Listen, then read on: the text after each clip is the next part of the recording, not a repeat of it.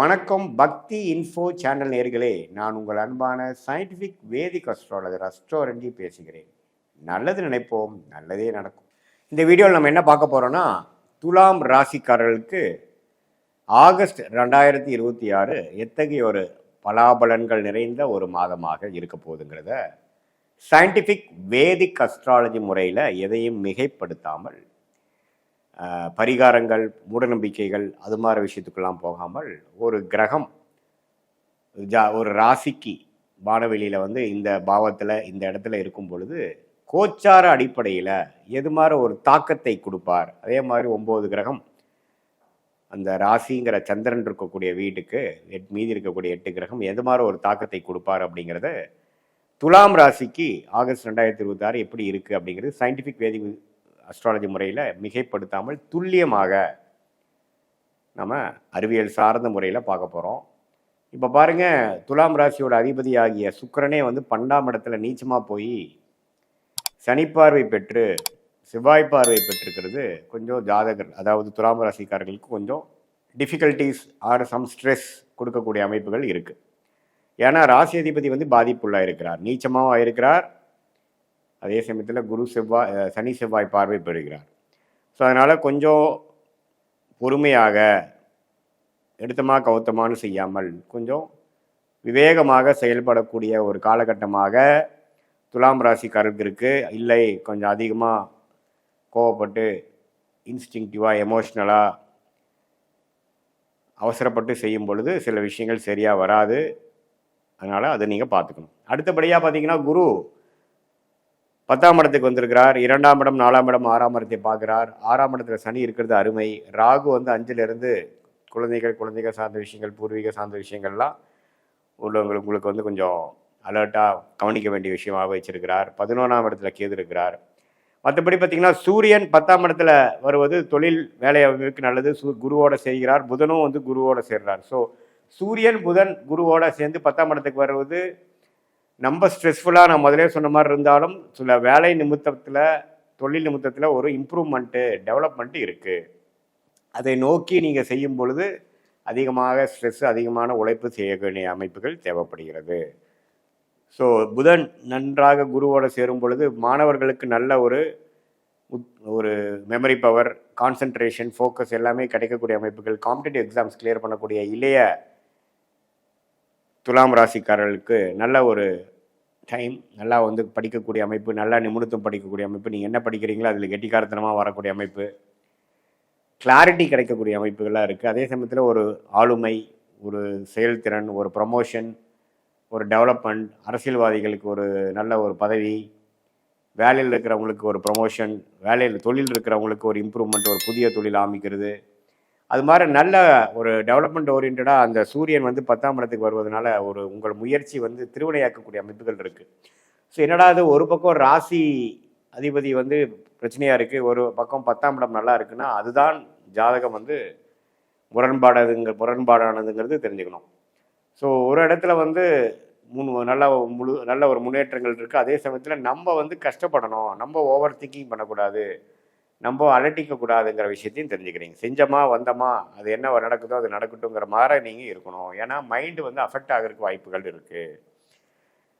Over stress ஆகக்கூடிய அமைப்புகள், burn out ஆகக்கூடிய அமைப்புகள் இருக்குது. ஆனால் ஓவராலாக பார்க்கும் பொழுது ரியாலிட்டியில் அவ்வளோ பேடாக இல்லை, நல்லா தான் இருக்குது. ஆனால் நம்ம ஸ்ட்ரெஸ் ஆகிப்போம். ஏன்னா அந்த ராசி அதிபதி தான் அந்த ராசி ஆள்றாங்க இல்லையா.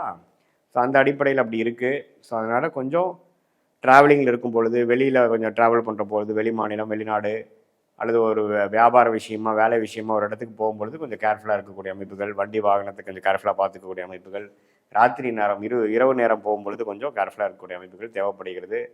மற்றபடி பார்த்திங்கன்னா, நல்ல ஒரு சுப விரயங்கள் செய்யக்கூடியது, பெண்களுக்கு வேணுங்கிற விஷயங்கள், குடும்பத்தில் பெண்களுக்கு வேணுங்கிற விஷயம் செஞ்சு கொடுக்குறது, அது மாதிரி விஷயங்கள் இருக்குது.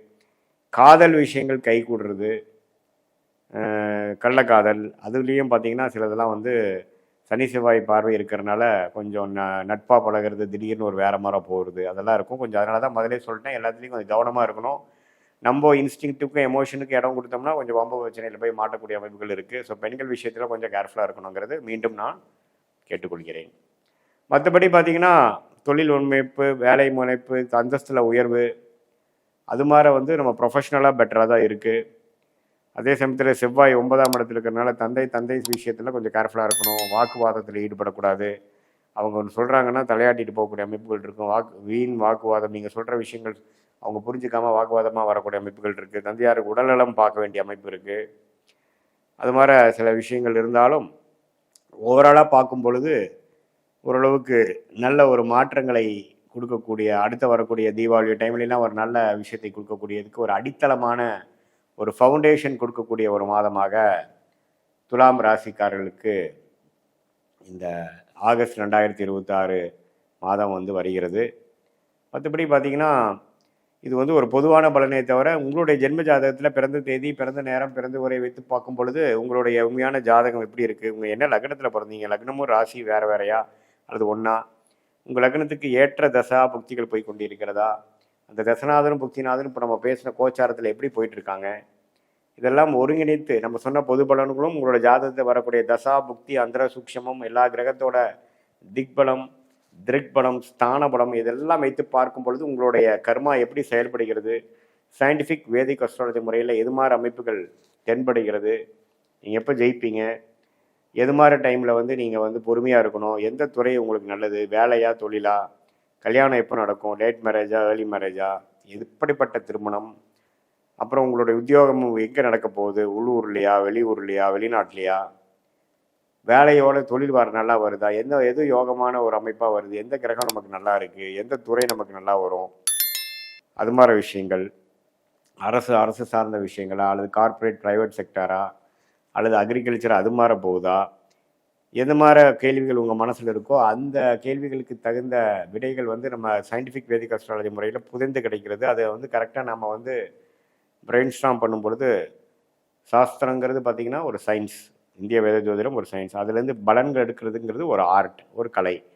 அது எப்படி நம்ம எடுத்து நம்மளுடைய கர்மா எப்படி செயல்படுது, நம்மளுடைய இறந்த காலம் பாஸ்ட் எப்படி இருந்தது, ஃப்யூச்சர் எப்படி போகுது, ப்ரெசண்ட் எப்படி போகுது, இது எல்லாத்தையும் ஒருங்கிணைத்து பார்க்கும் பொழுது அடுத்து வரக்கூடிய ஷார்ட் டேர்ம், அடுத்து வரக்கூடிய லாங் டேர்ம் இதெல்லாம் எப்படி போகுது, ஸோ அது பிரகாரம் நம்மளுடைய வாழ்க்கை திட்டங்களை எப்படி செயல்படுத்தலாம், எது மாதிரி சாய்ஸஸ் நமக்கு முன்னாடி இருக்குது, எந்த சாய்ஸ் நமக்கு எடுக்கலாம், எப்போ நமக்கு நிவர்த்தி வரும், எப்போ கடன் அடையும், எப்போ வந்து வம்பு வழக்குகள் பிரச்சனையிலேருந்து விடுபட்டு கொஞ்சம் நிம்மதி பெருமூச்சு வரக்கூடிய தசாபுக்திகள் நமக்கு வருது, கோச்சாரம் எப்போ நமக்கு சப்போர்ட் ஆகுது, இதெல்லாம் சும்மா ஓவராலாக பார்க்காம அனுகூல முறையில் பார்க்காம அனுமானமாக பார்க்காம மிகைப்படுத்தி சொல்லாமல் நம்மளோட ஜாதகத்தில் உண்மையான அமைப்புகள் எப்படி இருக்குது, அது சயின்டிஃபிக்காக இந்த கிரகம் இப்படி இருந்தால் எப்படி இருக்குங்கிறது 18 வருஷமாக நாங்கள் 10,000 15,000 ஜாதகத்துக்கு மேலே பார்த்த ஒரு காரணத்தினால நமக்கு ஒரு லக்னத்திலையும் இருக்கக்கூடிய கிரகங்கள் எப்படி, எது மாதிரி விஷயங்கள் எப்படி செயல்படும்,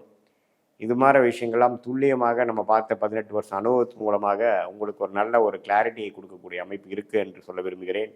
மீண்டும் மற்றொரு காணொலியில் சந்திப்போம். நன்றி, வணக்கம்.